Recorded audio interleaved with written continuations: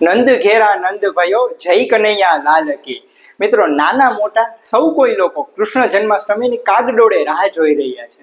અને ખાસ કરીને મિત્રો, જન્માષ્ટમી એટલે કે ભગવાન શ્રી કૃષ્ણનો જન્મ સમય અને આઠમના દિવસે એક વિશેષ પ્રકારનો પ્રસાદ લેવામાં આવે છે અને તે છે પંજરી। મિત્રો, શા માટે શ્રી કૃષ્ણ જન્માષ્ટમીના દિવસે ભગવાન બાલકૃષ્ણનો જન્મ થતા તેમને 32 પ્રકારના ભોજન, 32 પ્રકારના પકવાન છે, સૂકા મેવા છે, ડ્રાયફ્રૂટ છે, તે ન ખાતા શા માટે પંજરીનો પ્રસાદ ખાવામાં આવે છે?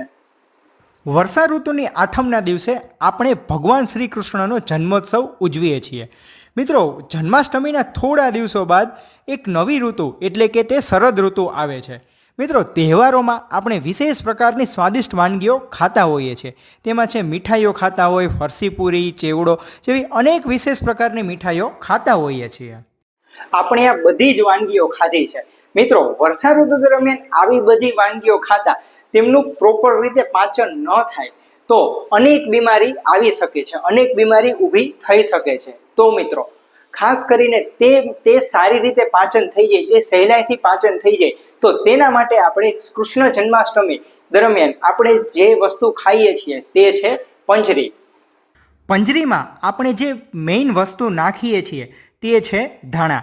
મિત્રો, ધાણાની અંદર પુષ્કળ પ્રમાણમાં ફાઈબર છે અને તે ધાણા તેના ફાઈબરના ગુણના કારણે આપણા પેટને સહેલાઈથી સાફ કરે છે અને સાથે તે પિત્તને પણ વધતું રોકે છે।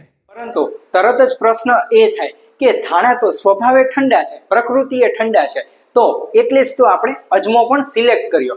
ધાણા વત્તા અજમો અને બંને મિક્સ થઈને ખાસ કરીને વર્ષા ઋતુ દરમિયાન આપણી જઠરાગ્નિ મજબૂત બનાવે છે।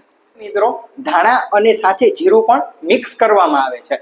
મિત્રો, એક મહત્વનું ઇન્ગ્રેડિયન્ટ એ છે તે છે સૂંઠ। મિત્રો, એક ડાયલોગ છે કે કોની માએ સવાસેર સૂંઠ ખાધું છે। વર્ષા ઋતુની અંદર આવતા તહેવારોમાં આપણે ખૂબ જ વધારે ઘી અને તેલવાળી વસ્તુઓ ખાતા હોઈએ છીએ। તેમાં છે મીઠાઈ ખાતા હોય અને સાથે મિત્રો તેલવાળું અને તળેલું પણ ખાતા હોઈએ છીએ। પરંતુ આ વસ્તુનું પાચન સહેલાઈથી થાય એટલે જ તો પંજરીમાં સૂંઠ નાખવામાં આવે છે। મિત્રો, સાથે આ બધી વસ્તુ સ્વભાવે થોડી ગરમ તો છે જ, પરંતુ ઠંડક સાથે ઠંડક માટે થોડા પ્રમાણમાં સાકર અને થોડી માત્રામાં ઘી પણ એડ કરતા હોઈએ છીએ અને પછી જે શ્રેષ્ઠ ઔષધીય ગુણ ધરાવતી વાનગી બને છે તે છે પંજરી। આપણા શાસ્ત્રોમાં આપણા ઋષિમુનિઓએ વર્ણન કરેલું છે કે જે સર્વે સંતુ નિરામયા। મિત્રો, ભગવાન બાલકૃષ્ણ અમીર તથા ગરીબ તમામ લોકોને સારું સ્વાસ્થ્ય આપે છે। મિત્રો, ખાસ કરીને જન્માષ્ટમીના દિવસે અને આઠમના દિવસે આપણે પંજરીનું સેવન તો કરતા જ હોઈએ છીએ, પરંતુ એ પછીના 10 થી 15 દિવસ દરમિયાન પણ જો તમે પંજરીનું સેવન કરશો તો તમે જરૂરથી અનેક બીમારીથી બચી શકો છો।